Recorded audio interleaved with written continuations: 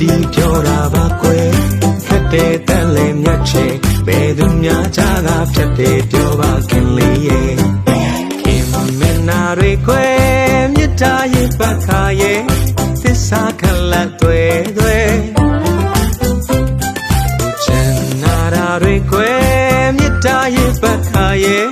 သစ္စာခလတ်တွေပြောပြခဲ့လို့ယုံယုံကြည်ကြည်ချစ်စေခြင်းနဲ့မောင်ကိုချစ်ရင်ပြောပါလားကွယ်မလိမ့်ပွေလိမ့်ရှုပ်တယ်လူ